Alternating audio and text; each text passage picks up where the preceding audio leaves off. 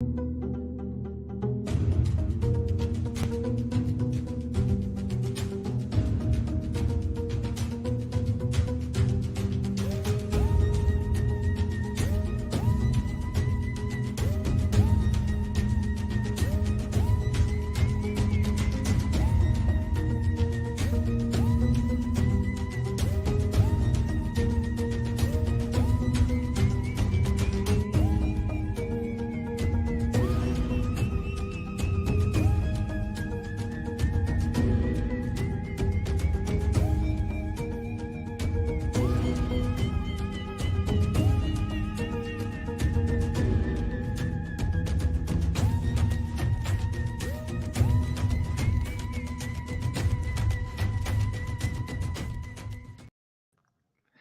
everybody, this is Brett with the Indie Comics Dispatch and broadcasting from an undisclosed con somewhere deep within the Milky Way galaxy.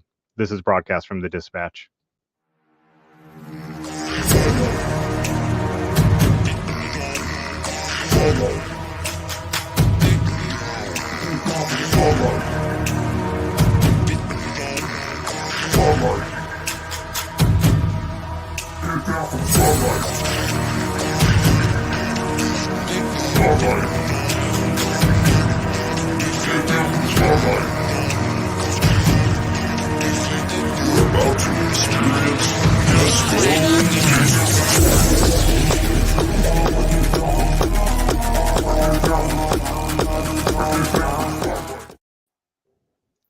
What's going on? What's going on? I'm looking rugged right now. Like I telling you earlier. Just got in from the office. What's that? You rushed right in from the office. Yep, rushed right in. So that new countdown. Yeah, you like that?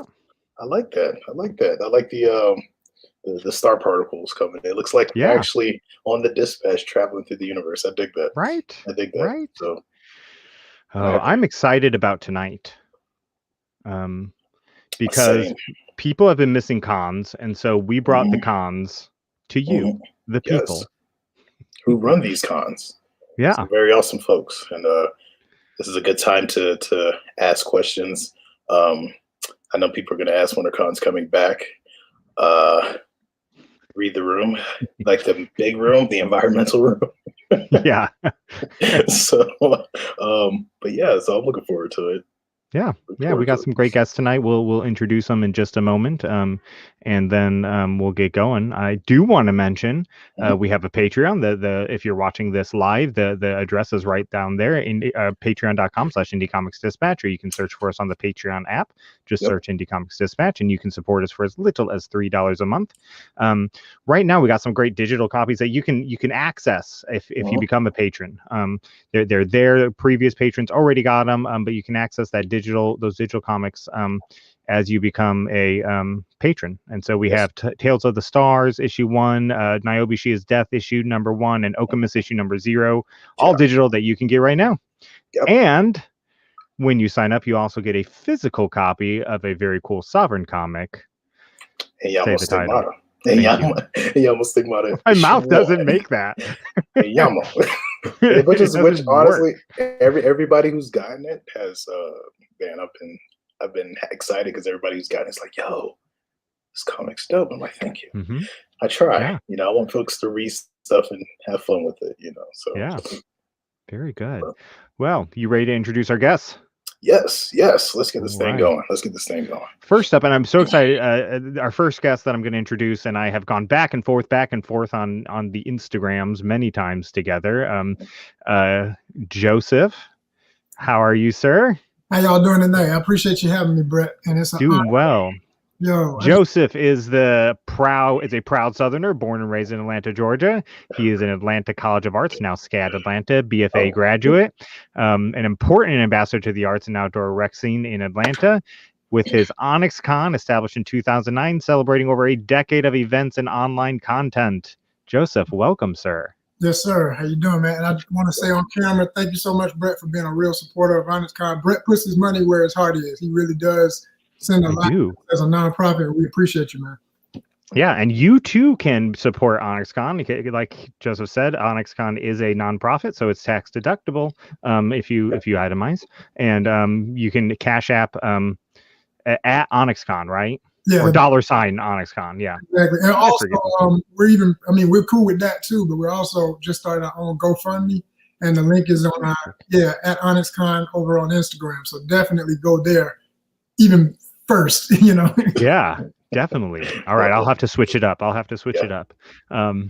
Our next guest this evening, I am also very excited about because she just organized an outrageously wonderful online con, Cerise Rennie Murphy. How are you, Cerise? Wonderful. Thanks so much for having me, guys. No problem. So Cerise is an award-winning indie science fiction, fantasy, and children's book author, a serious sci-fi fan. I hope you dig our sci-fi vibes here at the Dispatch, Cerise, and founder of Narazu and Virtuous Con, a virtual sci-fi and comic culture convention that celebrates the best in independent speculative fiction. Welcome. Thank you. Thanks for having me. No problem. And finally this evening, last but not least, as they say, Tony Cade. Tony, in 1994, Tony opened his first comic book and gaming shop location, which has evolved into Challenges Games and Comics and has been going strong ever since. In 2002, he became one of the founding members and editor-in-chief of Terminus Media, which was composed of creators from art classes and screenwriters groups that met in the game room of his shop. In 2014, Tony started the Atlanta Sci-Fi and Fantasy Expo. This free to the public event regularly has 50 vendors and over 60 hours of panels, workshops, and performances. Tony, welcome, sir. Hey, happy to hear you. Great. And you are live from your store this evening. Oh, yeah. I was actually doing the comic book orders for the month. Oh, here we go. Yeah. I'm doing a comic order for the month. Nice. I'm still here at the shop working, having fun. And Tony, I want to give you just a moment of privilege here too, because you have a Kickstarter that's running right now. Also, you want to tell us about that? Oh yeah, we've got a Kickstarter. It's called the Fox Chronicles. It's actually a comic book character that I re-envisioned back from when I was working in my Terminus Media days. And last year, I had a few artists that had worked with me in the past that wanted me to let them do some new stories with the character. And I was like, I don't know if I want to do anything else with that character right now, but how about if we re-envision her and go in a different direction to sell some new stories? And that's how, we wound up doing the Fox Chronicles. Nice. Very cool. And you can find that at various places. I know Tony has it on his pages. Robert Jeffrey has it on his pages. You can find that to support it, or just search the Fox Chronicles on Kickstarter and it should come up. So it looks very good. I did back it, just so you know. Thank you very much. So first up this evening, we're going to jump right into our headlines.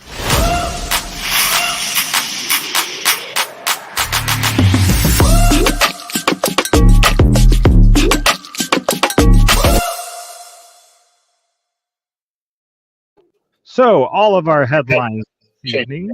Man, I love you guys' graphics. We got to talk after this, Brett. I need a tutorial. I'm serious. I'm so serious. It makes me want to do a show. I will answer all questions. Don't worry. So this evening we have all con-related news articles, specifically for our wonderful guests this evening.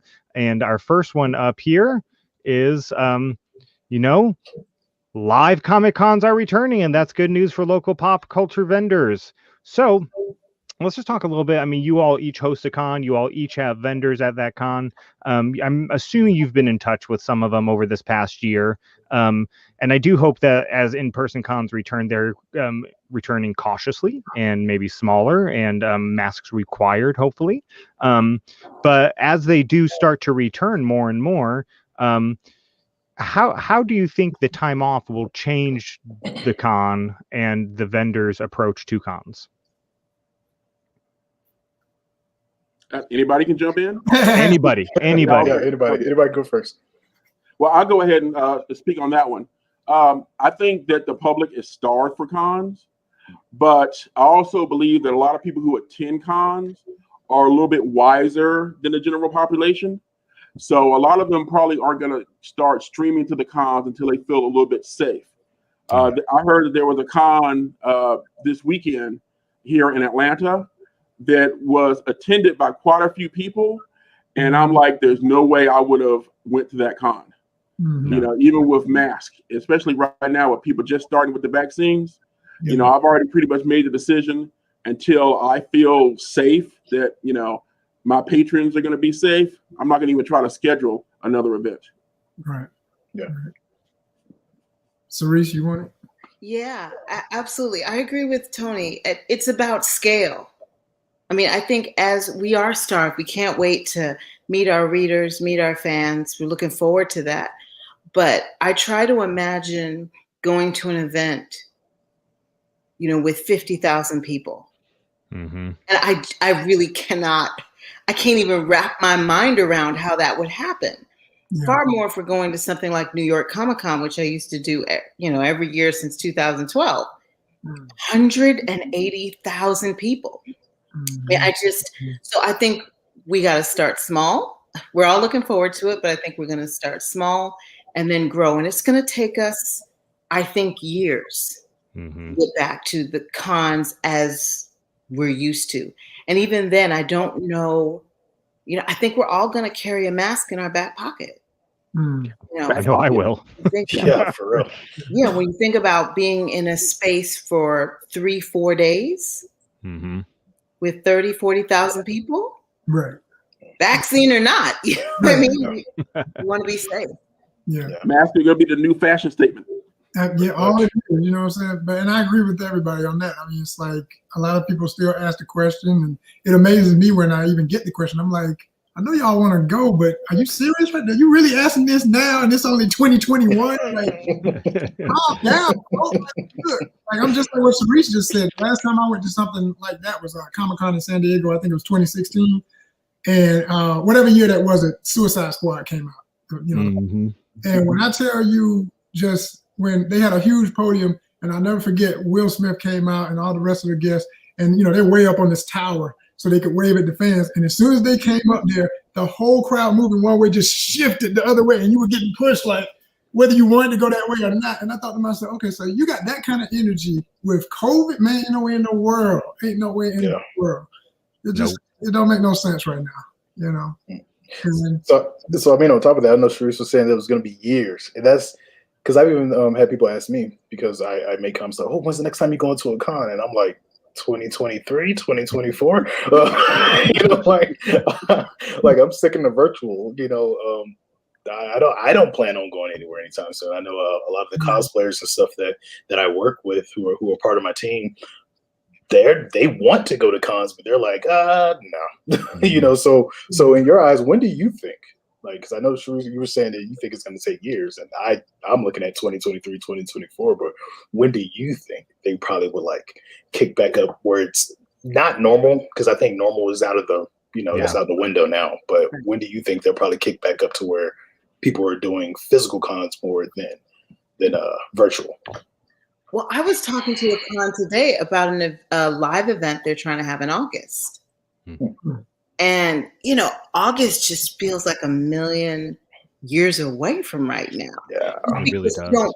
We don't know what strain, we don't know where we'll be with vaccinations. I mean, we are hopeful, but we don't know. And then we don't know where we'll be with the different strains of the virus that'll be coming out, how that impacts our vaccinations. So, you know, I was talking with them and thinking about it. Then my question was, well, what's your safety look like? August is a good time to have something outdoors, isn't it? You know? So I think, you know, book fairs are looking pretty good to me right now. Book fairs are outside and there's lots of fresh air, you know? So I just think I'm open to it, but like I said, it depends on the rollout. I mean, it's hard for me to imagine doing something this year. I'm trying to imagine it, but it's really hard to imagine. 22 is easier. You're thinking summer. Again, outdoors is good. Yeah. Outdoors. Sci-fi people like fresh air. Let's do that. Right. You can take us fishing, Joseph. See, we could all work that out. You know, we're talking. that might be something I wouldn't mind doing, like for if it's in 2022, like if it's outdoors. Yeah. Outdoor con. Because then you have circulation of air, just like you said, fresh air. So that'd be a little bit better than everybody packed into a building. And like you said, like I've been to cons too where people see someone famous and then everybody's going that direction, no matter if you want to or not. And I'm not trying to get into that with people coughing. And there already was con crud. You know, I can only imagine what con crud would be like now. You know, so I thought about that. That's why I think that mask is going to be in our back pockets. Yeah, this is, we know con crud, but this is like that plus a hospital visit. So we're just, you know, that you might not return from. So no, it ain't no good. Yeah, exactly. Well, this is great because it springboards nicely. You know, WonderCon prepares for their virtual debut. So seems like virtual cons are here to stay. How many other cons do you think will continue to have virtual components going forward of the major cons, you know? All. Yeah, I'd say all of them. And you know, on this level of smaller independent works that we, you know, I'll say I do, you know, it's like I actually like this more in some ways, in the weirdest way, I must admit. Because for years with the stresses of doing an event, you know, to not like when people say, you know, what's going to be the date this year, last year, you know what I mean? Typically our time is August and then we do something in February too on this con Sankofa for Black History Month. I said, look, the whole year is on this con. And I meant that. And I still mean that. And people don't get it sometimes. They're like, you know, they want to look forward to something. I'm like, don't worry, we'll give you what we're doing right now. We'll give you these interviews and all kind of other special stuff to look forward to with dates to check it out, but don't expect some big, huge what to do that I'm gonna stress myself out with, because I've even seen how people do virtual ones, and if they don't have the fanciness of what I see Brett doing, like again, Brett, we're gonna talk. I'm serious. This is amazing. I don't, you know what I'm saying? It's like I do it on a humble level, and just knowing I have my fans that don't care that, you know, I got my comfortable environment behind me instead of some super backdrop or whatever. It's like it works, you know what I mean? And I like the fact that people have accepted that and it's become a norm. I mean, like when you can go on Instagram and any celebrity might just go live any minute in their bedroom or in their kitchen, you know what I'm saying? It's like, why can't I? So it's like, yo, keep it rolling, keep it safe, have fun with it, and let's not get too crazy about the expectations or whatever, you know what I'm saying? As long as the content is quality, you know? Yeah. What other thoughts we got on it? Tony, you got anything? Like I said, for me, as far as the virtual component is concerned, I'm still doing research, you know, and I've participated, like this past week, we just had the Gamma Trade Show, which is usually held out in Vegas or Reno, and they did it all virtually. And I actually kind of like the software and stuff that they were using, you know, so to me, it's pretty much the companies have to figure out what's the best software for them to be able to pull off a successful convention. And then for a lot of them, they're like charging for like different components to watch different guests. And for me, I'm just pretty much like, do I want to pay $30 to, you know, to watch the cast of Buffy talk to each other? I don't think so, you know. But like I said, you know, anybody who knows me knows I'm thrifty, you know. I'm still driving a 1996 truck, you know, so it's like, you know, I don't like spending unless it's something that I like really want or really need. I want to pop up Pops Van Zant in the comments says CromCon this weekend, LOL. I've been doing a virtual for a year, a weekly for 6 months. Check that out. He said in another comment, his shameless plug. Thanks for watching, Pops. We appreciate you. So let's just jump into the meat of everything. Let's jump out of headlines because we kind of I kind of had a question on that too. Yeah, go for it, man. Honestly, going toward what Joseph was saying and also what Tony was saying too. I know Joseph, you were saying OnyxCon all year long, which I dig that because I know now I do my Soulverse So Live, which is every Friday, and you know my Soulverse crew and stuff, my Soulverse fam, which is what I call them. They love it. They come in and ask questions about the comics, what to expect about the characters. But I'm curious though, like, how do you think with now since people are figuring out they can do virtual cons, once the physicals do come back, how do you feel that will help? Because now you can probably do like a physical in the summer and do a virtual like twice throughout the winter and stuff like that to keep that excitement and that engagement for that ServerCon. Like, do you think that is something you would do? Do you think that would be beneficial? Do you foresee other cons doing something like that? Or do you think once physical comes back, people just go like, oh, no, we're back to indoors, no more virtual? So, I think there's a place for both. I mean, for independent creators, the cost, the barriers to doing a physical event, hosting one yourself, is just really prohibitive. But virtually, you can get independent artists from all over the world coming together with fans from all over the world. And, physical cons are great because, we get sort of a captive audience and we get to come together. But independent creators have products they need to sell all year. So they need to connect all year. And as we get better and better at doing virtual conventions, it creates an opportunity for them to have a continual conversation like what you're describing with their fan base. And I think there will be a need and a place for both moving forward. I'm excited about it. Excellent.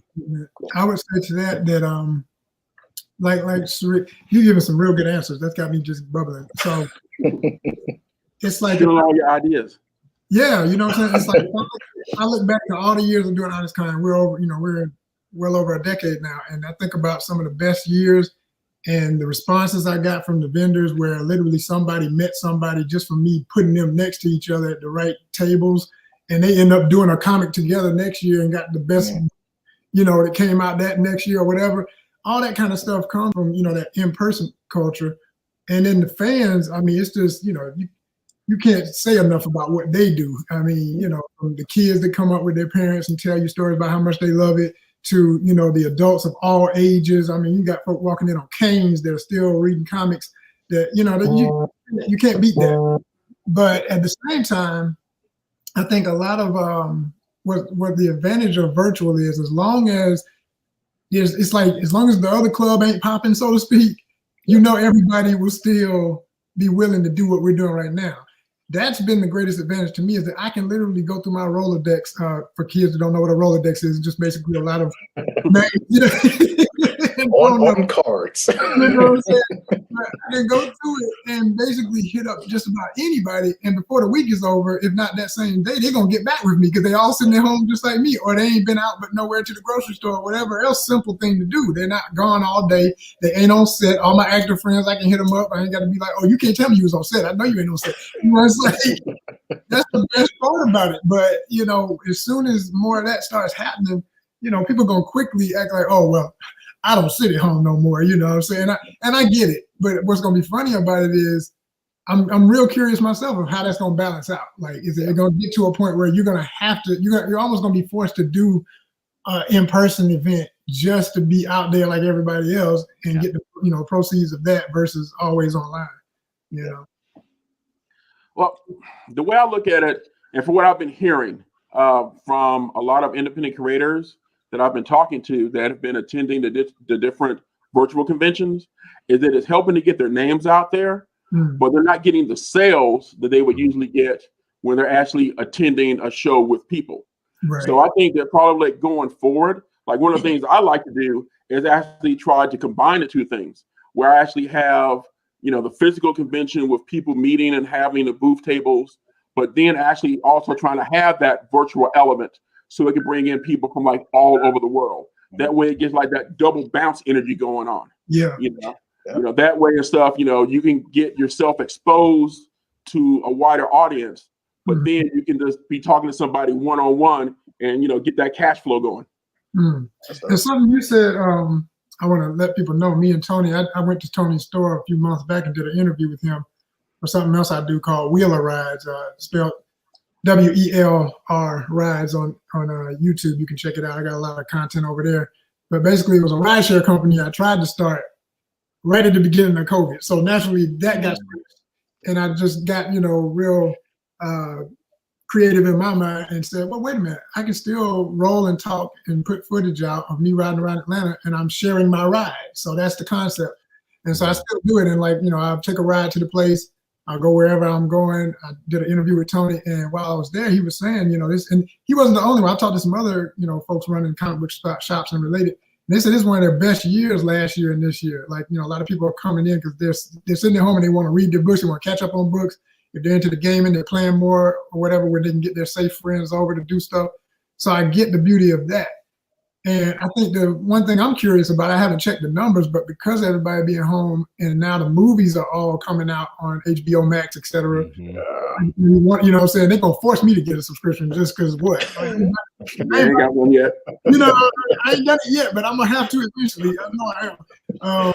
It's funny. It's like, and I'll drop it as soon as I watch everything I want. Like I do all of Wait for Godzilla to come out first. Right. And they know that. So like they set us up for all kind of stuff to keep us going. So I wonder, I almost know their numbers are going to be higher, but I'm curious, the range of entertainment, like who's killing it the most right now with all of it being online? Like, is it the companies with the movies and everything, the shows? Is it also folks? Amazon's killing it. Who's Amazon? Amazon's killing it. Amazon and Walmart are killing it. And the gaming community. Exactly. Gaming companies are killing it. Exactly. Yeah. And so that's the kind of stuff I'm more focused on, just kind of knowing it without even having looked at the direct numbers. Like I've got a friend of honest kind. Shout out to Bloodsucking Gamers, and they're out of Philly, and I kind of consider them one of my game affiliates. Like I did an interview with the guy who runs it sometime last year. And, I'll just check in with him every now and then, and he'll give us some advice on what's popping with games. Because, like, I got a system, but I got a PS4, and I ain't about to buy a 5 no time soon. And I just like to keep abreast of what's going on and make my, that part of my fandom know what it is. So, yeah, all of that I can see being advantageous, you know what I'm saying? Very good. Very good. Well, let's jump in and move out of headlines here, and let's start with going around and telling everybody out there, because not everybody out there may have heard of your con. Not everybody out there may have heard of you. Well, let's start by telling a little bit about your con that you organize and what makes it different or unique. Let's start with Tony. No, I thought you were going to go with Joseph. I wasn't there. No, not me. No. Okay. All right. What makes the Atlanta Sci-Fi and Fantasy Expo different? Well, first of all, it's free to the public. It's basically one of those things that the dealers pay for their dealer tables, and then basically the dealer table fees, which is only $100, pays for the entire show. That's what we usually rent the tables and the chairs and any electronic equipment that we need. It's all like refunded and stuff right back into actually running the convention. So when somebody comes to the convention, all the money they have goes straight to the dealers. So that's, one thing that makes my show a little bit different. Also, it started off as like, I guess you can say like a learning convention, a learning expo. Because in the very beginning, we had writers and artists and animators who'd come through and they do their panels so that, the next generation or people who had interest in being writers or artists or filmmakers could learn from people who are actually doing it. So it was definitely more of a learning con. And then like over the years, we started adding more fan-based things. And actually last year, before we had to cancel it the week before, because of COVID, because I basically had volunteer staff that worked for the CDC that were working with me. They're like, Tony, there's no way you can do this show. And, I had to go ahead and cancel it because like I said, we had like 60 hours of programming. We had like our first like media guests, and we were like really ecstatic about how the show was going to, do this, that year. But like I said, I couldn't be responsible for, that many people and, the chance of illness. So, that's why we had to go ahead and just cancel it. But basically my show was all about learning and basically doing all the cool stuff that you wanted to do at a show without having to drop, $100 for a membership. I love it. Cerise? Oh man, I think what makes Virtuous Con different from other virtual conventions is the interaction. You actually get to meet artists. It's not a link or anything like that. You actually have virtual booths where you go in and you can actually hear from artists. You can talk to them. They can share with you, why they do what they do, and actually buy directly from them. And so I really love the interaction that you get at Virtuous Con. And I think it actually is designed and looks like a sci-fi convention. We were able to customize the floor space and everything, so it actually looks just like you're expecting if you're a sci-fi fan and go to regular, in-person conventions. So we really were excited about that, and I think that's what makes it different. That's really cool. Very cool. Really cool. Joseph? Well, HonestCon started in 2009 and at Southwest Art Center. And after doing it at Southwest for so many years, and just the summer in August, we started also doing what I was saying about HonestCon Sankofa, which was a February event. And even that started with a different name to match something that a good friend of mine, John Jennings, and Jerry Kraft, who's a syndicated cartoonist for Mama's Boys, they started something in New York, which became the big con that everybody knows that happens at the Schomburg now. Mm-hmm. When they started that, they were calling it Black Comic Book Days, and it was meant to be a thing in tandem with the King holiday and all of that. And slowly, as that grew, they turned it into I forget exactly what it was, Black Comic Book something at the Schomburg now. They changed their name too, but I remember I changed mine. I said I'm just going to keep with the branding of HonestCon and go back to the Adinkra symbology of what Sankofa means, which is to go back and fetch it. So meaning you know your past so that you can move forward into your future. So that was the whole concept of that. And it was really funny because Sankofa got to the point from the moment we started, I mean, it was always successful, but by the time we did it at Wolf Creek Library, because I've always had a good relationship with the Atlanta Fulton Public Library System also, we packed it. I remember it was like a Valentine's weekend, and I knew I was taking a risk to do it on Valentine's weekend. But families loved it. It was like, again, my crowd is mostly family folk. I do have some singles too and all that. But because of that, like folk were bringing their kids, folk, something to do. This is the date, all that kind of thing. So it got packed. And we were averaging about 200 to 300 with Sankofa. And we always averaged about 500 to 400 on the weekend in August with the regular HonestCon. So, over the years, it got to the point where a lot of people would get confused. They think, wait a minute, wasn't it in February? And I'd just be like, it's both of them, just make sure you're there. And then by the time we were really making a name for ourselves, like, when you're doing it right, when you go out and you're putting out your flyers. And I did most of that, I can proudly say myself, proud and stressful to think, dang, I did all that, like, going store to store, putting out all these flyers every year. And you start handing them out, and people say, oh yeah, the HonestCon, I know about this. Anything they may say is like, I just wish I could go. I'm always at work. It's like those kind of situations, but you feel so proud that it's established then. Everybody knows. Yeah. And then I'm an actor and a writer and a producer. I was a visual artist most of my life. Drawing, painting, sculpting, photography, the whole nine. I did comics, a few independent books, my own titles and stuff.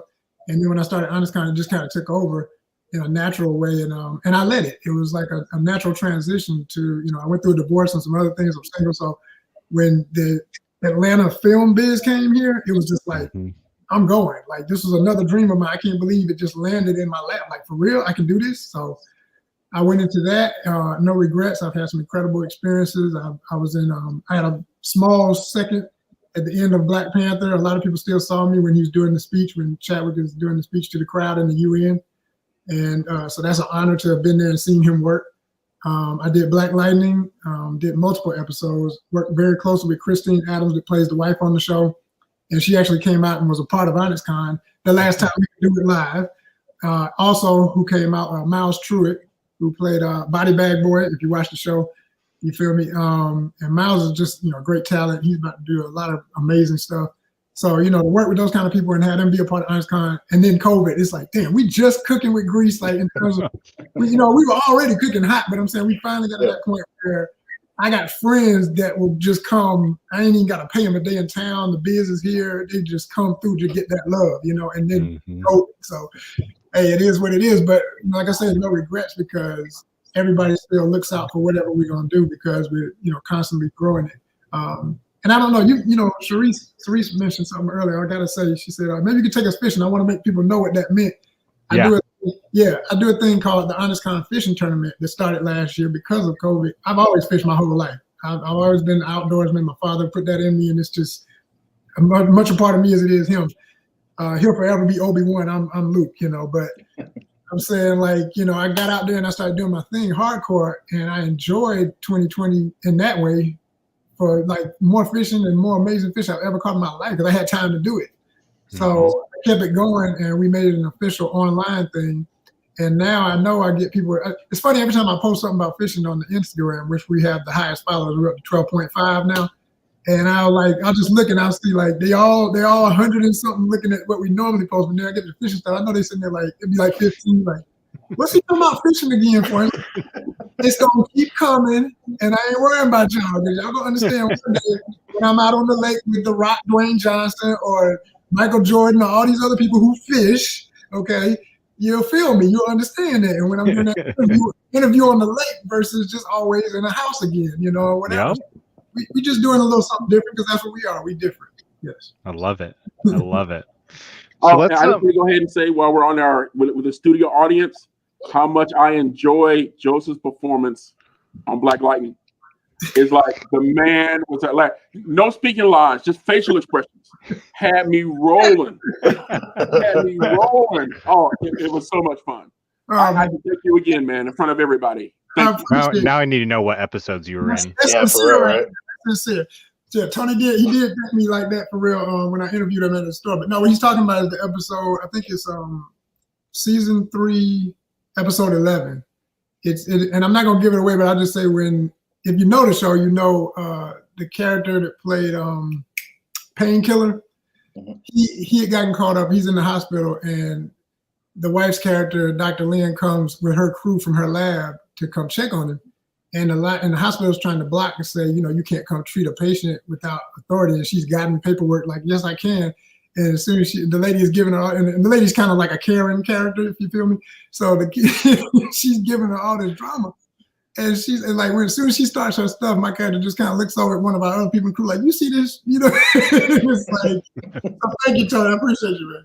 That was, I have to shout out my man, oh man, names in this business, Lord. So many people. It'll come back to me at the end of the interview. Anyway. All of a sudden you'll shout out a name. Tom That's the guy. Hardy from Rainforest Films back in the day, and then he started doing his own thing when the two of them split and started doing separate stuff. But Tom Hardy, if Rob Hardy, that's what I'm saying, Tom. Rob Hardy, he does a lot of stuff directing nowadays, and he did that episode. And ironically, you know, he just gave me that moment. It was like I did it. Just when you're doing background, you learn. Look, I'm featured. Let me figure out something to get this moment. You know, you develop your own character for what they don't give you in lines. And I just naturally thought, okay, what would this dude do in this moment? When I did that, he said, "Keep doing that. Just keep doing that." So it made it. So that's beautiful. That's awesome. Yeah. So let's talk a little bit about the planning process of cons, because I'm sure this is a massive undertaking, right? To plan out a weekend of panels and vendors and the guests. What goes into the planning process of planning a con? What do you love? What do you hate? What do you wish you could pay somebody else to do? Cerise, let's start with you this time. Oh man. Well, first, I mean, as a con lover, you're thinking about the experience and how do you make the experience as memorable, as unique, as true to what we love about cons. So you're trying to distill that down. As a vendor, I love talking with potential readers, you know, as an author. So I wanted to have an experience where an artist could actually interact with the audience, because that's what I look forward to when I'm in a con.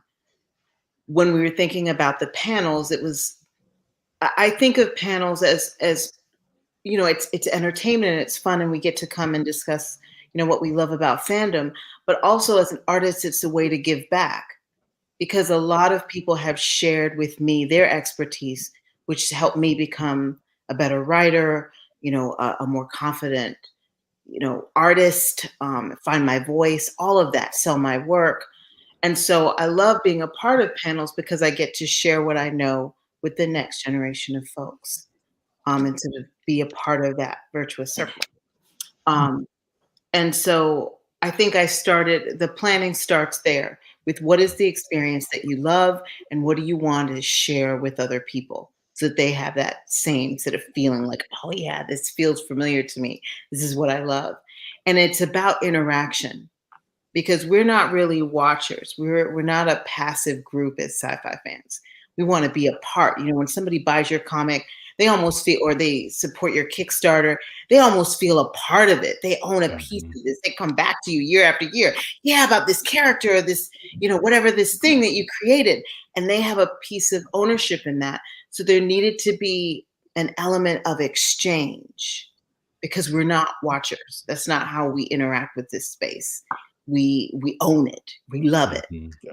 And so keeping that in mind, then you start looking at platforms. What's going to give you that experience? So, you know, we picked Remo.co because it had a lot of elements. It's not perfect, but it had a lot of elements that we could customize to make it what we needed it to be. And then pounding the pavement. There's a whole getting the word out so everybody knows. This was our first. We had a beta launch with 15 vendors and 50 people in October. And then our next event was in February, which was exponentially bigger on every level. And so, you know, getting the word out so that people knew that it was going to happen, and then approaching people who I really loved and respected as artists to be a part of those panels. And then it just sort of spiraled. But I think the biggest part is just having a team. I had an incredible team helping me with the launch of VirtuousCon in February, and that made all the difference. But I think, yeah, the planning starts with sort of, what do you love about this space? And then how do you create that for your audience? That's awesome. Tony, what would you add to that? What planning aspects go into the Atlanta Sci-Fi and Fantasy Expo that you love, and which go into it that you hate? Okay, well, for me, as far as like adding to that, it's kind of hard to add to it. But for me, you got to have yourself an MVP. Okay, your most valuable person. Okay, and for me, it is a young woman named Tanya Woods.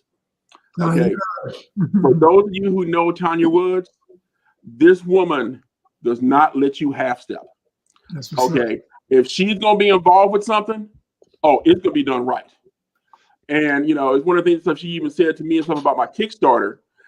You know, and it's like you kind of like look at like how people have like, you know, certain flaws that wind up being strengths. You know, she was pointing out, it's like, Tony, you know, I don't mean it's a negative way, but you seem to have a problem with dealing with the possibility of failure.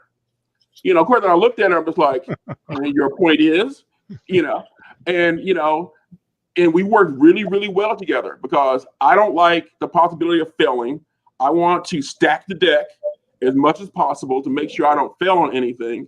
And then she's basically quality control. She makes sure that everything is done the way it needs to be. She's like, you know, if you can't do it perfectly, fake it and make it look like it's perfect.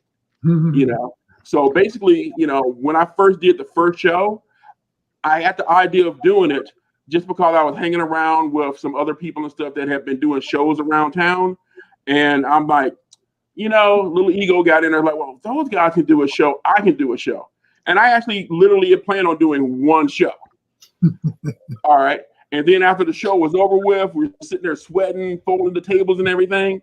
And all of a sudden, Tanya and Mike Hennigan and, you know, Cayman Bliss, who was doing gaming, they're all talking about, oh, man, and this is what we can start an ad for next year. And I was like, next year?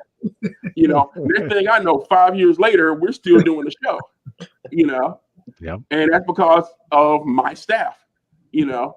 It's like, basically, I say, okay, this is what I want to add to it. And they're like, oh, well, this is how we can make it happen. And, you know, for me, it's the fun of working with a team. Because I'm basically like a team player.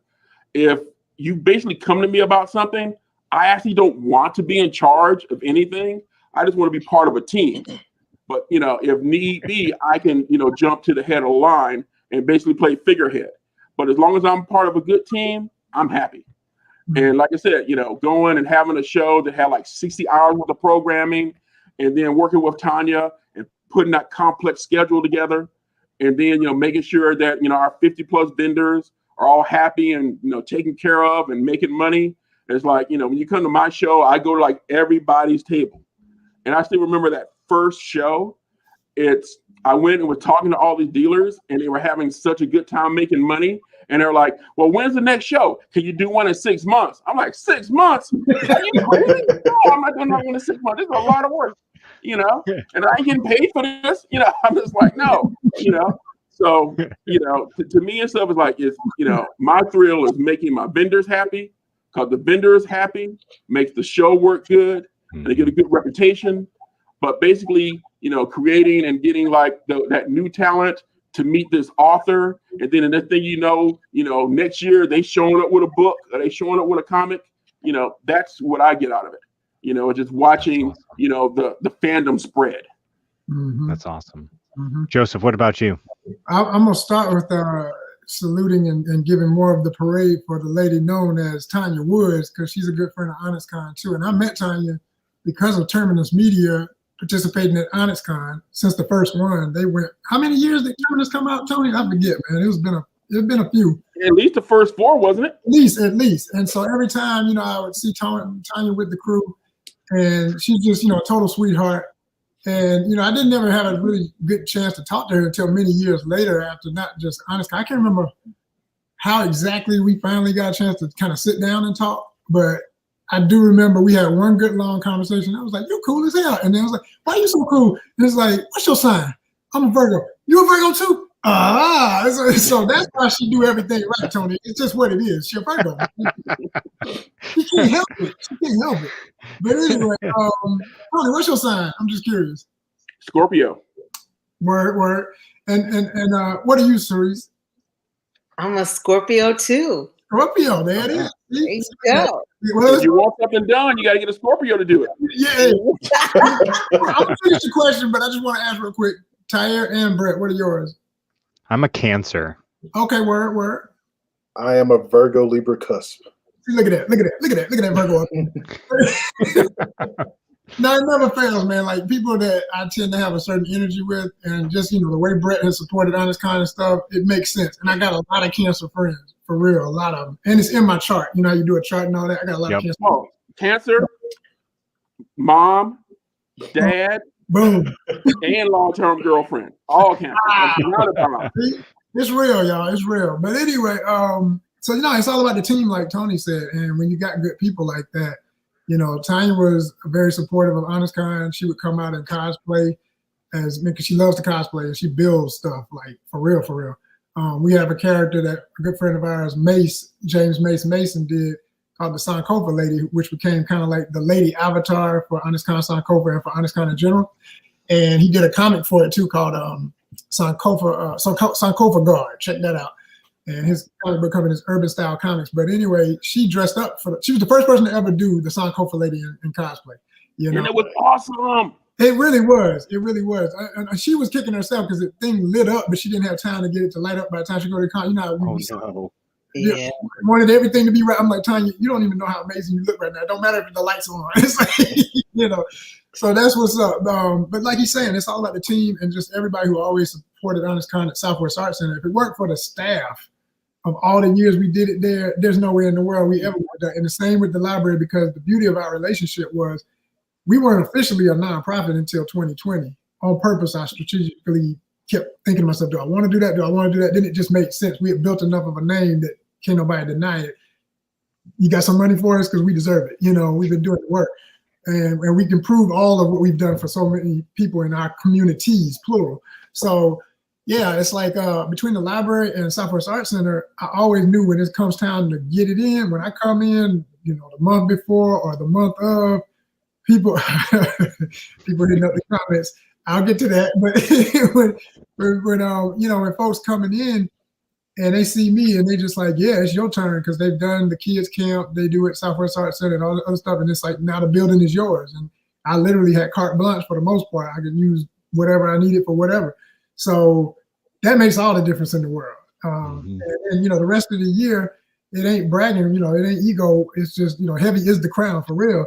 It was me, credit to my ex when we were married. She did a hell of a lot, but you know, once that ship sailed, it was me, and it still is. You know, I still do 90% of everything that people see for the most part.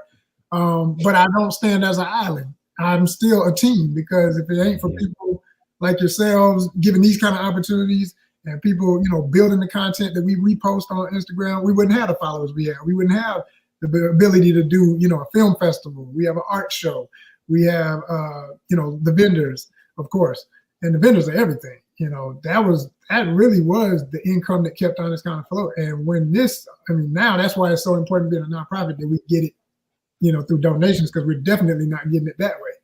And I've made it, even different I used to do a lot of free interviews online with the virtual thing. Now I'm like, look, we're going to need this much for you to get an interview, and it's going to be worth it, because, I'm giving you other incentives too. So, we're just building like that, man. But it never ends, That's why I say, I love being able to say, when is it? It's all year long now. And it's whenever I feel like getting on there and doing a live, because I'm going to post every day. But when y'all see me is when I have the energy, and everything else in life is level enough for me to do this comfortably, Very cool. Very cool. Hold on just a second for me. I'm going to ask you a question like I yell at my kids, because my dog is standing by me. He apparently needs to go out. This is what I'm saying about doing it. Yes, this is what I'm talking about. Yes. So what's one thing no one ever asks you, but you think is a really important part of putting on a con? I'm interested to hear. Joseph, let's start with you. Let's keep the train going. Well, to quickly answer that one question we had in the chat, somebody asked me about my old school character. When I can't see the question now, but anyway, it says something about when are you gonna bring back Brother Yams? Brother Yams is my character. There it is. Time for Brother Yams. So Brother Yams is a character I created, and I want to say, if I'm correct of my own years, wow, it's crazy when you got to remember. I think it was 2005 it came out officially, and before that I had a ash can that was related to that story with a way too long title and a whole lot of lessons learned about how to get your book into a comic book shop. Like, never put mature readers on it just because you got a little bit of cussing and some folk fighting real bad. That don't translate in comic book shop language. They're like, oh, this has got stuff like sex in it. Like, no. It's but I had my first book and went through that drama, and then I did Brother Yams, which was like the main character from it. And it was basically a futuristic, somewhat apocalyptic story after a major. I mixed everything I love, y'all. I literally put everything I love into this book. So you have giant monster kaiju stuff like Godzilla and stuff going on. Okay. And after that, the Earth is totally different. If you can imagine, it's kind of like what happened in After Earth, the Will Smith movie that people dissed that they still should see because it should be a cult classic. It was legendary. It was great. I don't care what nobody says. But the way they described the Earth in that movie, how it was abandoned by humans because the Earth became hostile to humans because of how much mess people had done to the Earth. Yeah. Kind of the same concept. I had this eco culture thing, except instead of all of us being gone, we're still there, but in very small comparatively groups. Like if literally the only people in Georgia were in all of what is considered a city in Georgia, and that's it. Like you had to go to those areas and that's it. Like all over the world, that's how people are. Like we're little ant mounds amongst the jungle. That's how I always describe it. And so, and then there's, the most popular sport was professional wrestling, and just like the mythology of professional wrestling, you have politics and all kind of other iconography of what's going on in real society played out in the ring. But instead of it just being for entertainment, it's real circumstances. Like somebody lose a match, somebody actually might lose a territory or something, and all kind of crazy. Oh, wow. Yeah, you feel me? So like, that's like use wrestling as the like war. Almost. Yeah, in its own way. In its own way, because and the funniest thing about it all is human stuff is so irrelevant because nature is so. I mean, we're part of nature. I'm not somebody who believes we're separate. We are part of. We just deny that. Some of us, and that's the issue because when you deny that, you get this kickback. And so as the world has become this more hostile for the rest of flora and fauna against us, we're fighting to survive amongst each other. And a character like Yams is in tune with that one with natureness. And his whole theory when he comes to the ring is like, look, we really don't have time for this. Like all this human stuff that we bickered about for so many, it's over, y'all. We are almost to the point of total annihilation. And y'all still want to do the same old stuff over and over, just repeat the same cycles of hatred and politics. None of this matters anymore. It's over. So that's kind of what Yams is like. And wow, to hear myself even say this out loud, I haven't talked about it like this in a long, long time. So I'm glad I got that question because I still want to do it. And the best answer I can give is it's going to have to be a movie. Because now that I'm in that biz and with the stuff I've seen, after you done worked on a Marvel set and all that stuff and seen what money like that can do, I'm not saying I need that much of a budget. Hell, I could take a crumb of what a Marvel budget is and make you think it was a Marvel movie. You feel? So this is another reason why HonestCon is asking so much to bring it back of, you know, why we need this budget. Because I want to put people to work through the HonestCon Film Festival and actually put out films. Okay? Yes, like, you know, Sundance Film Festival puts out films. I want to put out films. Yeah. Awesome. Yeah. Well, actually, real quick and stuff, before we jump on that, I was gonna just mention the stuff that you don't really need a big budget to do stuff. You just need some really good editors because I was watching them actually film Cobra Kai because I don't know how many you've seen this stuff, but you know, was it? I think episode 5, season 6 of Cobra Kai was actually a fight scene that actually starts here in the store. But they basically were shooting with one camera. Even when it spilled out into the food court, they were doing one camera, multiple cuts. And I'm sitting there watching this like, man, this doesn't seem impressive at all. You know, making trying to say it out loud because I was actually like, you know, standing right next to Ralph Macchio, when I was watching it, but when that footage hit the screen and I saw it, I'm like, yeah, you don't need a lot of money. You just need talent. Yeah. Yeah. Now, were they shooting? Do you remember? I don't know if you know the terms, but was it a steady cam with the bodysuit and the arm on the camera to hold it as the guy was shooting? No, it wasn't a steady cam. Okay. Wow. They were going for a hardcore, walk with it look. Okay. Yeah, man. Like I said, all the different cuts and stuff. And like I said, they did this one take at least 12 times. No, the actors repeated the same lines at least 12 times from different angles, from the viewpoint of different characters. Like you see one thing and stuff where everybody else be talking and they be doing a close up of one person's face the entire thing. The dude ain't saying nothing. Okay, but this is facial expressions. They're sitting there for the entire take, filming him.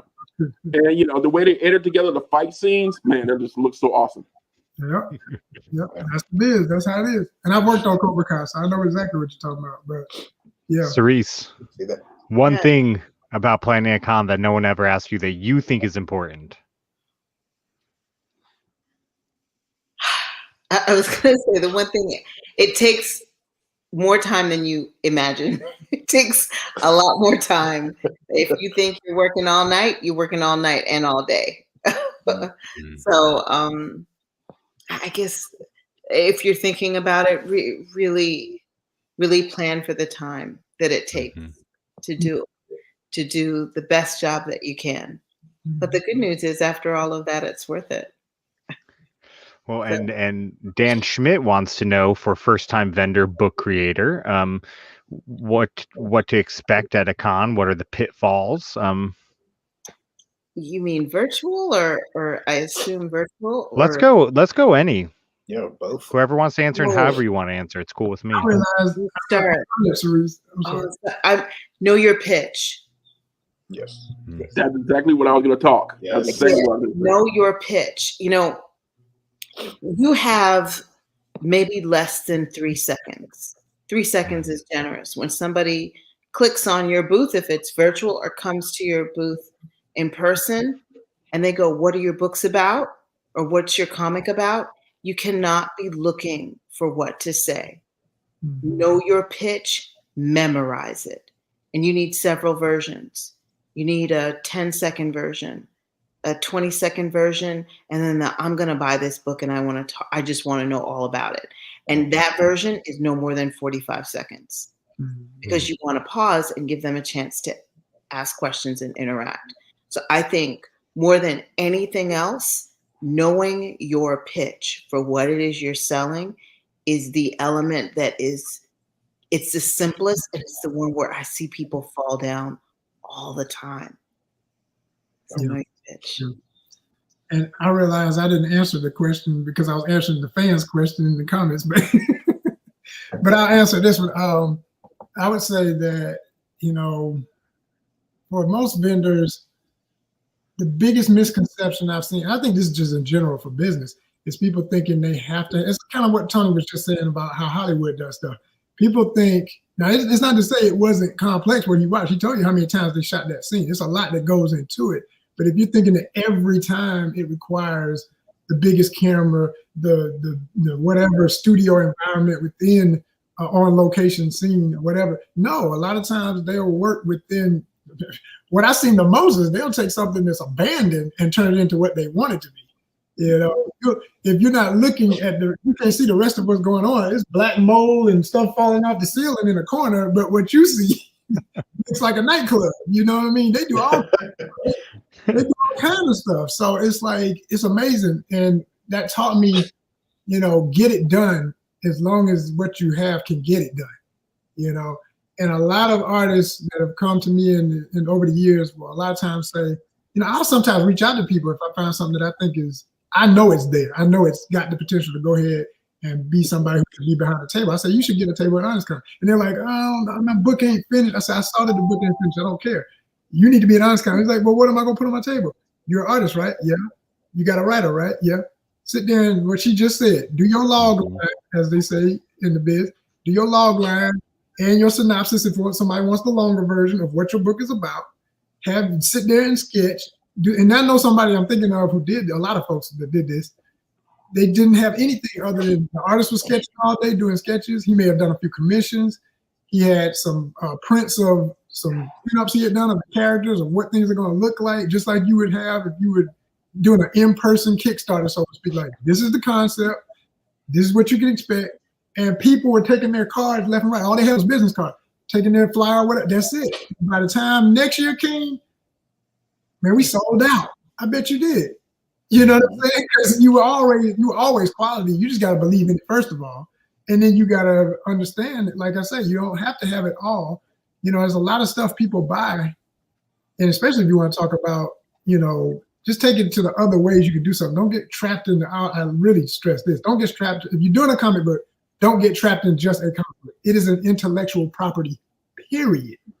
Mm-hmm. You know what I'm saying? I did an interview one time, and I'm not going to put him on blast because he's still my homie, but I felt bad for him in the interview because I thought to myself, does he know who's in this interview right now looking at this? A Hollywood friend of mine came in while we were live and was checking this. This is somebody who's known to be an actor, but they also do producing. They've done some indie stuff, you know what I'm saying, with, you know, take a few thousand and make something incredible, you know.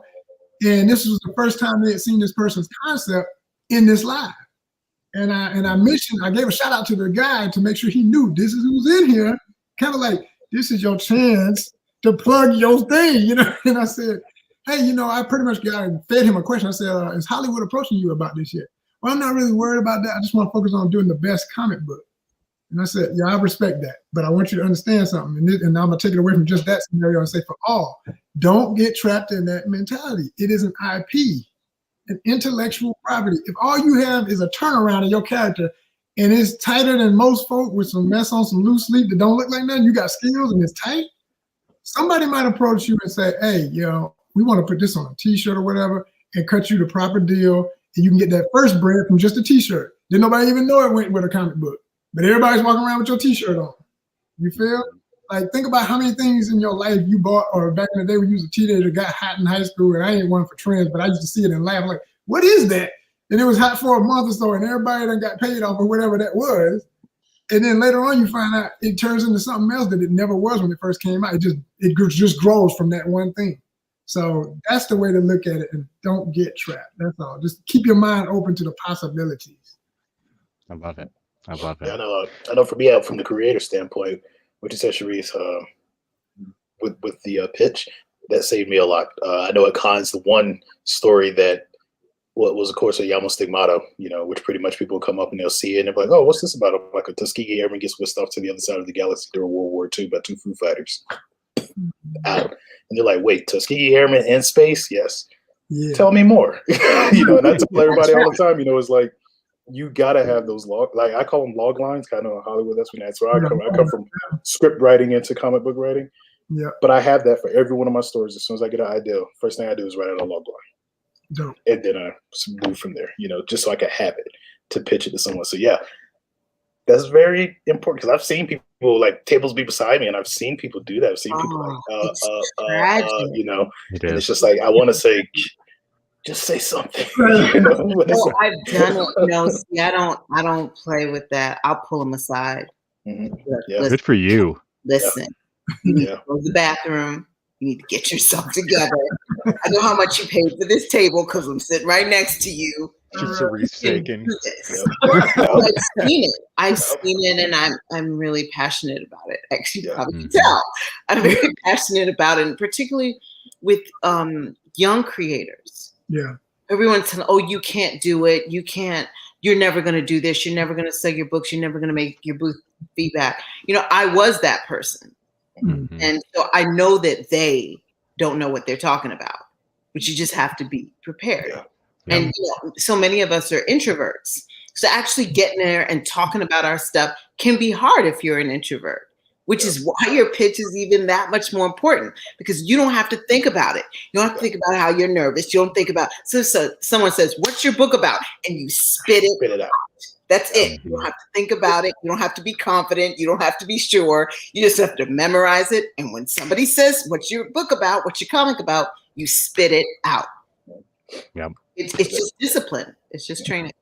I've had vendors come back at me, be like, "Well, what kind of books do you like?" Because they want to hear what I like to try to spin their book in whatever I tell them I like. And no, I want to know what your book is about, man. Like, come on, tell me what your book is. You know, it's like you can lead to that after the fact, after you tell them, because like that's what my conversations usually goes. Like it'll go to that, and they're like, "Oh, well, I don't like sci-fi too much," and then I'm like, "Well, I have this other one that's more military, like it's an anti-terrorist unit that's reactivated, you know, when a terrorist organization attacks a city," and they're just like, "Wait, terror? Let me check that one out." And I'm like, "Okay, here you go." Then I have another one. I'm like, "Oh, this one is a far in the future. It's about the Earth, you know, getting taken over by aliens, and now they have these mechs called Orisha, so they use those to fight back against them." Yeah, so people like. So I've had people turn like, "Oh, they're Orisha." I'm like, "Yep," and they're mechs. You know, so it's like it's all about pitching. Like you said, you got to have that quick one, you know, and that one I've noticed for me helps whenever I'm caught. You know, because like I'm talking about one book, and then they're like, "But what about this one?" And it's like you got to change from that one to this one. Then it's like, okay, that's a rock band and they're superheroes. You know, and that's my quick one. You know, so it's like, and that's what I'm talking about. Stars is another one of my titles, and they're like, "Oh, okay, that's kind of cool," you know. But it helps. It helps so much, and I hope people are, you know, comic book creators are doing that. And I'm glad you all said that because it does help. Let's head towards wrapping up. We'll do one more question here before we record the patron only question after the show. If you're not a patron, you should become one, because we'll be asking our guests a question that they will answer that only patrons will get the answer to. And that question tonight is going to be one tip for creators who want to be a panelist at a con but aren't getting those invites. If you want to know their answer to that, you got to be a patron. We'll be recording that next. But to wrap up with the live show, how can panelists and vendors be more supportive or helpful of the con organizer? Well, let me jump in real quick. I want to make sure before I lose track of the other points. We were talking about what questions I would like people to ask me you know, at the con that they don't. The number one thing is, how can I help? Okay. That's the main thing I want to hear people ask me, is how they can help. You know, what are their ideas of making it better, and what can they do themselves to help make it better? All right, so listen, I got that one out the way. Plus, I wanted to add on something else that was brought up about being a vendor at a show. All right, you got to have your pitch, and you have to make sure that even if you're there, you've got somebody working with you. As soon as someone steps in front of your table, they are the most important person in your life. Okay. If you're reading a book, if you're knitting, whatever you're doing, you're talking to the person next to you. As soon as somebody steps in front of your table, you need to be talking to them. You need to strike up a conversation. All right. And like I said, you know, you want to find out, you know, like I said, you know, you can have a conversation in control and ask them what they like. And then basically have multiple things on your table to point them to after you hear what they like. you know, so that's a really good way to do it. So I just want to go ahead and get those 2 points out the way real quick before I lost track of them. Yeah. Well, you don't recharge Cerise. I saw her get hype on that. She was like, yeah. Stunning. Do not ignore your customer. For real. Oh my God. I have even, you know, when I have, you know, employees, even new employees, even long-term employees, you know, they get into the whole, hey, you know, how can I help you? And people are, oh, I'm just looking. It's like, no. Okay. You basically like say, hey, how you doing? What are you into today? You want to strike up a conversation so you know exactly what kind of stuff they're into, so you can either take them or point to them exactly where they need to go in the shop to get it. Because the whole concept of them coming to my store, walking around for a little bit, then walking out the door without hitting the register, nah, I don't play that. It's like, if you want to get paid, you need to make sure you're engaging with the customers, because you don't know what they need. They can overlook it. I've had people come into my store and be standing right next to dice. And it'll be like, oh, you know, where can I find the dice? I mean, like, those dice right there next to you. You know, you need to, like, you know, engage with, you know, the customers and make sure that they are finding what they need. So if they come to your booth, you need to engage with them so you can find out what they need, so you can take care of them and you can make that sale. And don't forget to ask for the sale. And having business cards, business cards is good. Yeah, keep those out the way unless somebody asks for it. Or they're walking away without spending anything. Because guess what? As far as I'm concerned, your information should be in that comic. So if they want your information, they can get an issue of the comic. Also, I just thought about from Joseph, the other thing I was going to bring up. If you don't have your comic together and you got your artist there in town with you, make sure you have art prints. Because unfortunately, it is a lot easier for you to sell an art print for $10 to somebody than it is for you to sell a comic book to somebody for $5. That's correct. And a lot more work goes into that comic book, but it's so much easier and there's so much more profit in that art print. So if you've got a really talented artist, make those art prints. And if nothing else, selling those art prints can make you the money to produce the comic books and tell your story.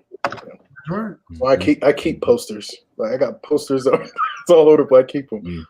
But it's like as when I was a con goer, like just what you said. Like there was times where I went to Denver Comic Con and like I'll walk by people's booth and I'll see them, you know, drawing or just doing something. I'm like, oh, okay, they're busy, and I'll keep walking by.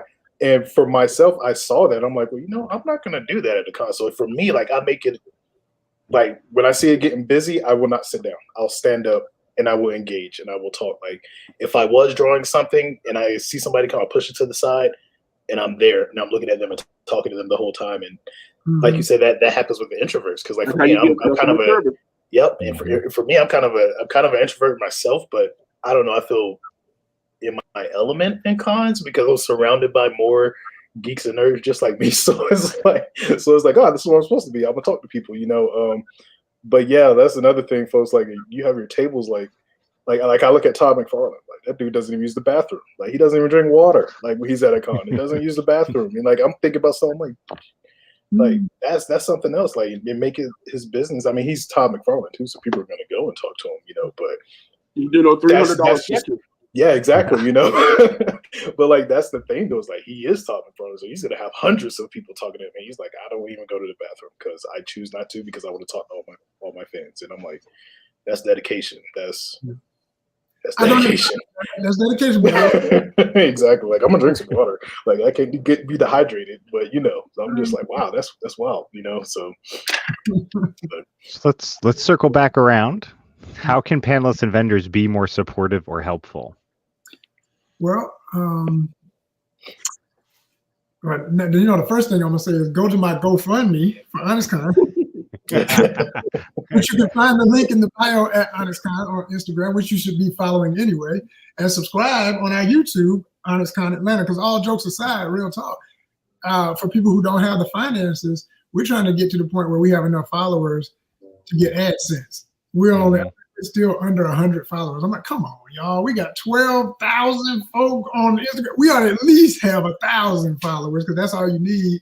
plus 4,000 watch hours or whatever you got up there. And I tell people all the time, like, okay, if you don't like the fishing stuff, just cut it on and cut the volume down. Just let it run. You know what I'm saying? Like, just we're trying to get this money for real. It would help us tremendously. That's number one for us being a nonprofit, and it's gonna come back to you if you're doing your taxes right. As far as the other, so that was one thing. What was the other part of it? You said the vendor. Yeah, panelists and vendors. How can they be more supportive or helpful? For vendors, I say, you know, when we were live and even now, like, okay, so in a virtual aspect, again, it comes back to that. Like, I make it lightheartedly, and every now and then I get in their face about it on my Instagram. I'm like, look, y'all, stop playing. Like I used what was it? The T.I. joint where don't be hitting me up and getting up and then somebody I put that behind something and dropped it. Look, if y'all don't stop hitting me up talking about your Kickstarter, which I might love and want to support, if you know how frustrating it is to see people who I've helped get the money 10 times on a Kickstarter. Like, we broke our goal. We reached our stretch goal. I'm like, yay. Could you break off at least $10 to honest gun? Like it don't, you know, it's like, it's got to be reciprocal. And people are not thinking correctly about that, because the reality is all of the lofty dreams you have and everything you want to do. And when people start talking this talk about the one that really makes me laugh is folks who get a little bit and start talking about they're going to take over the industry and we're going to wipe out Marvel PC. I'm like, no. So you got your own goons. Your lawyers are like 100 deep.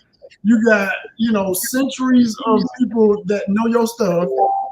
I just go on and on and on. It's not even about that anymore. And I remember when I first started doing what I do as an indie, and I'll always be an indie-minded person. I support indies first, always.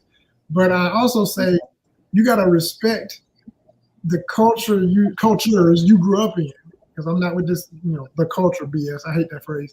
It's like we're too multifaceted. Give people their multiple lanes, and then we can get where it makes sense. So I'm saying, like, let things prosper, and whatever you can do in one lifetime. You know what I'm saying? If you really know your purpose, leave a legacy of stuff that people are going to support you and keep that torch running. Because everything else, man, you're just blowing wind. I promise you, it could be hot, real hot, and then fade away. Because what you're up against is so steeped. You know, if you're looking at it as competition, it's not about that. Just establish yours. Just build yours. You know what I'm saying?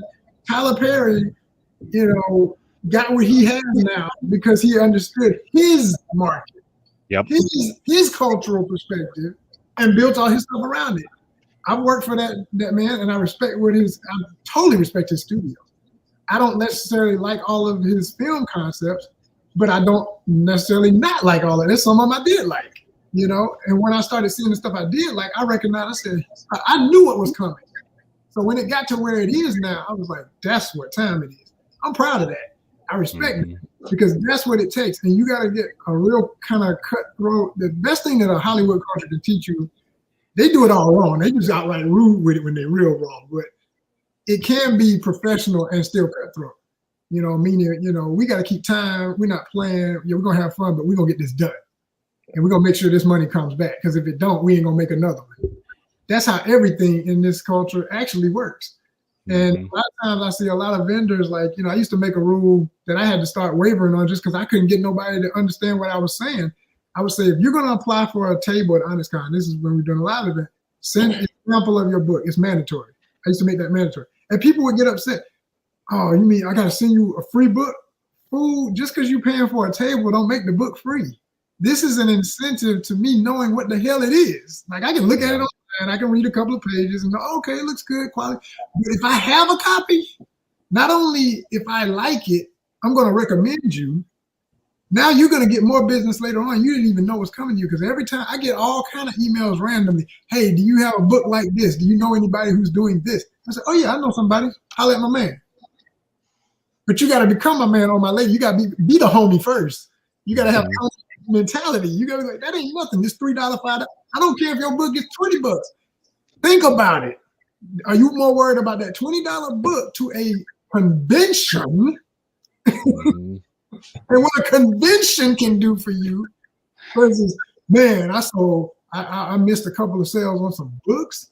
You gotta wake up. You gotta start putting it in perspective. And I'm not saying, and I'm coming from having printed books myself. I know what print costs. I know what flyers cost. I know what it feels like to look in the corner of your house and see boxes of books that will never sell. You hear me? And the reason Honest Con could start is my first Ashcan book, I got I gave away more than I ever sold. But most of the people I gave them away to became friends I have now and the first vendors at Honest. Love it. Yeah. Cerise? I think what I would say is, first of all, share the information about Virtuous Con. You know, follow us on Instagram, Twitter, and just share news about our event. We have another one coming up on Juneteenth, the 19th and 20th of June. So yeah, share information about it. If you went to the one in February, we'd love to hear feedback. That's how we get better. So that's another way that you can help, and come. Yeah. Come. Tony? Panelists and vendors. I'm speaking to you. All right. When we go up on the website and we tell you we have a certain amount of slots available, and that these are the deadlines to get your table and your submission in for the panel, please follow those directions. All right, because so many times, and especially the people that like know me, they will be like, I'll be announcing, all right, we have reached our 50 vendor limit. Then all of a sudden I start getting messages and phone calls. Yo, Tony, you hook me up, man. I did the last 2 shows and said, you can like get another table, get me in there. And then you want to complain that I stuck you over by the bathroom. Okay. Okay. When we give you the deadlines and we tell you we have a limit and we've given you months to put in for your table or your panel, yes, I can't help you, if you don't follow the deadlines. Oh my God. So that's the number one thing I would say to panelists and vendors. Can I add one more thing to that? I'm not worried. I told you to set it up. I just want, if you're coming to Virtuous Con, please don't skip the video telling you how to work the platform. That's pretty important. That's another way you can help. You treat it like a video game. I don't need a tutorial. Well, and then you drop it and you're like, wait, what? It's not a Zoom call. So that's another way you can help to have a wonderful experience. The video is less than 2 minutes long and it will change your complete experience because you'll know what to do when you get into the environment. So thank you, Tony. I like to keep it real. I'm sorry. I'm a business guy first. I just like to put it out there. That's what's up. Yo, I guess, to kind of sum up what all three of us are saying is respect the uniqueness of everyone's establishment. Because I've had it happen a million times. People, even approaching me with like, so where's your artist alley? We don't have an artist alley at Honest Con. You're like, no artist alley? It's like, that's a concept that, big cons came up with, and somebody came up with it first, and everybody else came up with it. We doing our own thing. We have an art show. We have access to an exhibit area when we do, the live event. We have an actual gallery. So, if you want to be in that, that's one part. But then as far as if you, don't have a book per se, but you just have just the art prints and you want to be in the artist alley, trust me, when I tell you, you'll be happy I put you next to somebody in between, sandwich between two people who I know not only will you get along with, but also your product is going to mesh real well. I'm an artist too, so I'm even color coordinating you. I'm like purple and gold go together. You got a lot of green, that's gonna look good. That red. Okay, so and so got this. Okay, and then he's got a cosplayer. So man, she got a cosplay. Oh yeah, them two people going. And when I look over there, I just laugh like, look, and it looked like a party. Just people, yeah. Let me get 10 of them. Let me get. It's insane. And then the same person is coming back. Man, this is the most I ever sold in my life. I'm like, yeah. Next time I say, just say yes, sir, and continue. Yeah. That's it. Let us do what we do. We know what we're doing. We know what not to mention if you're an artist and you're sandwiched in between two people who do books, like Man. I know. I'm always looking for artists. Like if I had art, like one of the guys who was sitting beside me, he was an artist at the con I went to, and he's gonna be doing some of my covers and stuff.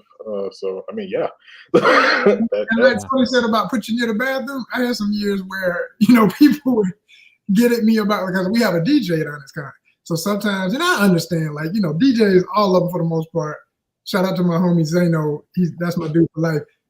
Zeno will tell you, man, I'm tone deaf in one of my ears because they always listening to something loud. You know what I mean? So you don't know how loud he is when he get hyped and want to push it up on a few of the things on the board and just like blasting. And people are like, so the book is $10. Yeah. I had to yell like that. I had to come over to see you. Dude, it's too loud. Yeah. And so we got to a place where we didn't never have that problem no more. But I can remember some years where it would be perfect, and I would ask, like Tony said, you do the walk around. You ask, like, everybody good? Everybody selling? Y'all happy? I'm like, oh yeah. And then I get that one person, the last person I never expect to do it. Man, I don't like the music's too loud, or the person complaining I haven't sold or whatever. Okay, now if we really cool, we would work it out. If they gave me attitude and paid late, oh my no. Oh, like you're complaining too much. You're gonna do not be the person that does not show up. Oh my God, an empty table at a con. You are banned for life. I don't want to see you nowhere. Just be professional and respect that you're dealing with professionals. So yes, we're not on the level financially and otherwise of these super huge cons. So if that's the only way you see doing cons, keep doing that. But if you know that the niche cultural market we're providing is exactly what you need, respect that we're climbing a ladder and be helpful, not hindrance to that goal. Straight up. But we can't get to the level of those other cons. All day. When I remember when I was going to MomoCon and getting that little table for $50 in the student center. Yeah, and now they fill up halls. Yep. Everybody, we're heading towards an hour and a half, so Quentin wants to know. As we say, those are our good shows. Yeah. Quentin wants to know, when can we expect to see Indie Comics Dispatch getting a booth in a con? I don't know, Quentin. We got a little while yet, man. Eventually. It may happen sooner than you think. You already got one at con, just so you know. I'll fly to Atlanta. I'll fly over there. There we go. There we go. I want to go to Honest Con anyway, and Virtuous Con. Me too. And your con too. So, Tony. So I mean, I've been to Tony's Con. That's the one I've been to so far, and on this panel. Anyway. Yeah, man. You got pictures of my kids playing Magic in the gaming hall. I mean, awesome. Anyway, as we wrap up, don't forget we're recording a bonus question after this. You can only hear the answer to that if you're a patron. Next week, next Wednesday night, 8:30 p.m. Eastern, we are hosting a fantasy genre night. We have 3 fantasy writers lined up, 3 indie comic fantasy writers that will be on. So tune in for that. We actually have an all-female panel next week, which I am super excited about. So it's our first time having all females on the show. Other than Tier 9. Sorry, guys. Anyway, tune in next week. Yeah, I know, right? Tune in next week. You can find all of our comment on many social media channels at Indie Comics Dispatch. Search us out and follow us. Follow each of these wonderful people here. Check out their pages, Onyx Con, Virtuous Con, and Challenges Games. If you're ever in the Atlanta area, you can visit 2 of them. If you're ever on the internet, you can visit the 3rd. And we know you're on the internet. Yes. Check them out, follow them, and support when and where you can. Everybody, thank you so much for tuning in. Joseph, Cerise, and Tony, thank you so much for being here tonight. Everybody out there watching, we will see you next week. Take it easy, folks.